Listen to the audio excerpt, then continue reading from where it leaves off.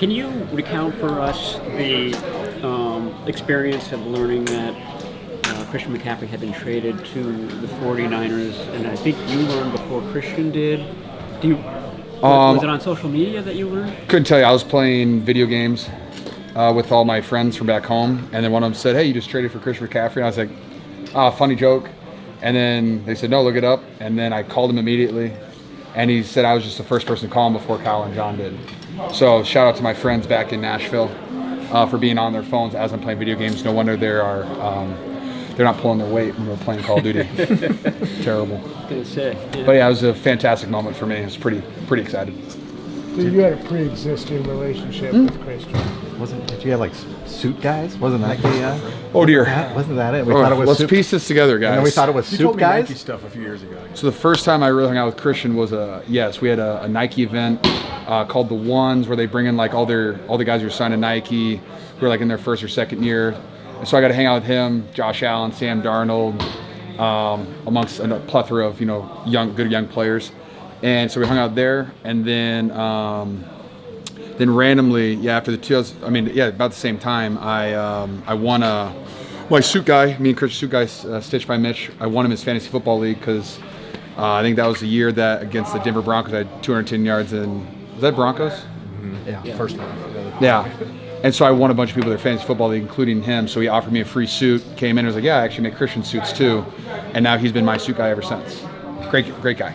That was when you should have broken that tight end record held by Sharp. But yeah, no, that is 100% Coach Shanahan's fault. Yeah.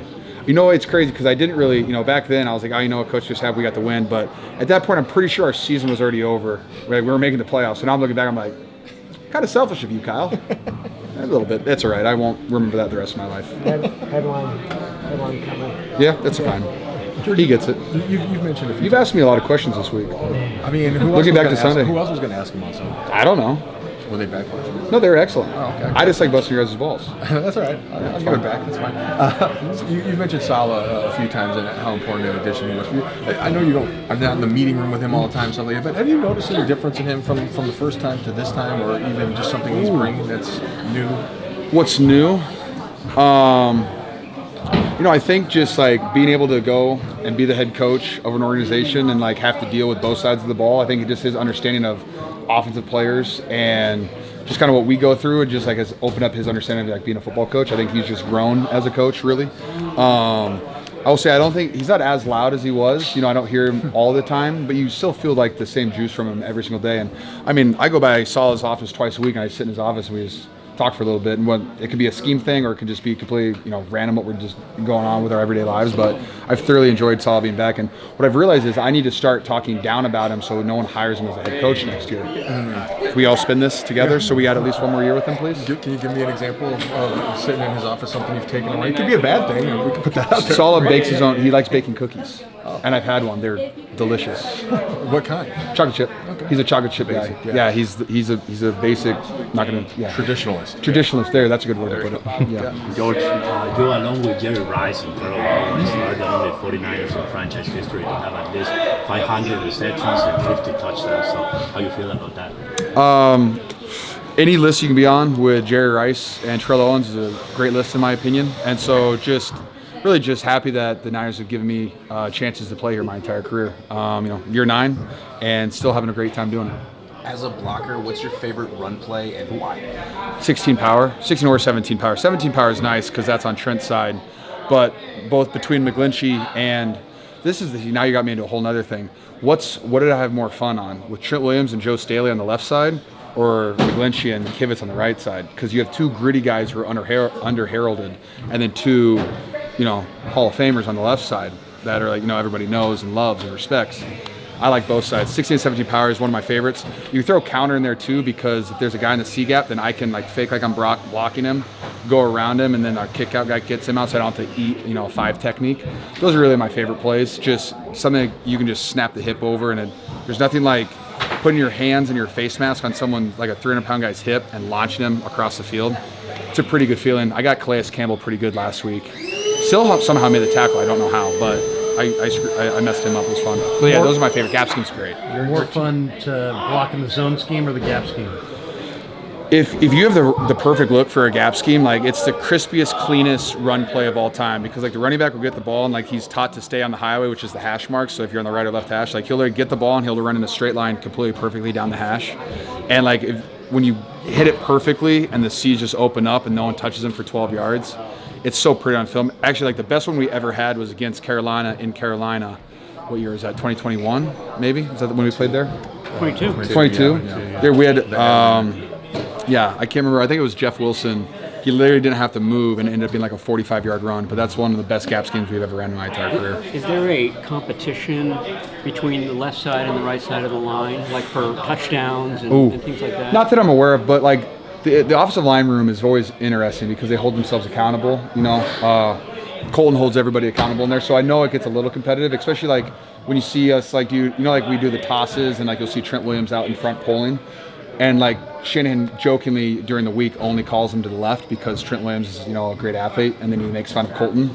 But then so like when Colton actually gets one in the game, like we did last week on Christian's last touchdown, we pulled and Colton made a great cut and made a great block. But we always joke about that because we only call him to the left during practice, which is really funny. You mentioned Calais Campbell. Who did you have in the big Calais Campbell-Eddie Pinheiro fight on Sunday? You don't know what Eddie's packing, so. He's got lower man as leverage. I don't know. It doesn't matter about leverage. I just don't know what's in his pockets. Yes.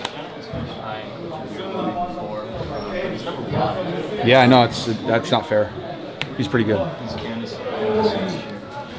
I think it's fantastic. I mean, for the amount of players that he hasn't had to be able to coach a team to have a shot to go in the playoffs at 7-4, I just think it's been excellent. The Thursday night football to go on the Rams, I don't think there's a single person that really believed that we were going to win and to have the team play the way that they did and win on Thursday night football there. Like he's just doing such a good job, like keeping the guys motivated. Even like you lose Fred Warner, Nick Bosa.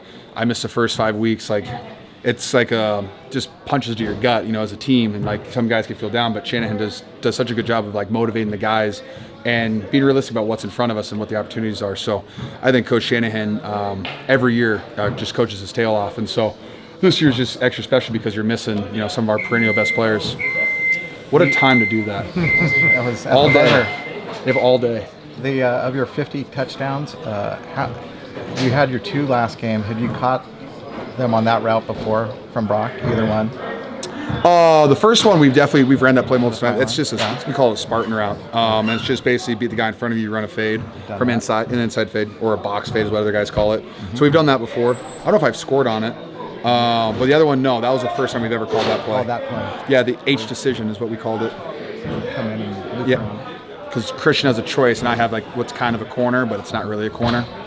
We just kind of make things up. Coach Kubiak is very, very excited about when he comes up with a new word. Like this week we have a word called like H snow, and it tells 3 different people what to do based on the spelling of the word. He's very excited. And we had another one a couple weeks ago. He called it Busket because it's kind of like Musk, which is another play that we have. Like and no, it's just Musk, Elon Musk. Oh, okay. Yeah. And but he called it Busket because it's kind of like Musk. I'm like, that was bad. I hate it, but I remember it because it was bad. So so your second touchdown was a what was that? H decision. H decision. Yeah, because H choice is a choice route with a corner. Correct. So this was a choice with a different route. So it's decision because it's kind of like a choice. Gotcha. Yeah. Yeah. Want another one? Yeah, sure. I'm having fun. Vocabulary. Yeah. Vocabulary is very good. We installed snow this week. Oh, we also Wait. How do you spell it differently? No, it's still S-N-O-W. It's just they tell 3 different players what to do based on the word. I think I understand. Yeah, there you go. Any desire to coach one day? I think I'd go up to high school. The hours that these coaches spend is insane. I don't know if I'd want to do that. But I can't. I'm looking forward to coaching like Little League football, like 6th, 7th grade. We're gonna run outside zone and gaps. It's gonna be so fun. I'm trying to convincing all my friends to move to Nashville, so then we can have a great coaching staff and have all of our kids play together. I think that'd be a great time. You guys can come report on them. George, on Saturdays, do you schedule your Saturdays around Iowa football? Do you watch your Iowa Hawkeyes every Saturday? Ooh, yes and no. Sometimes I do. Like if it's a big game, I will. But like, it's really tough when like the only people I really know are like my old tight ends coach, who's a special teams coordinator. So like I'm always rooting for him, but like I don't really know anybody else on the team right now. Yeah. So yeah, no, I think once I retire, I'll probably pay more attention to it. But like my Saturdays are days that I usually like I have me time, and so that's not usually watching football. I play too much football to watch it.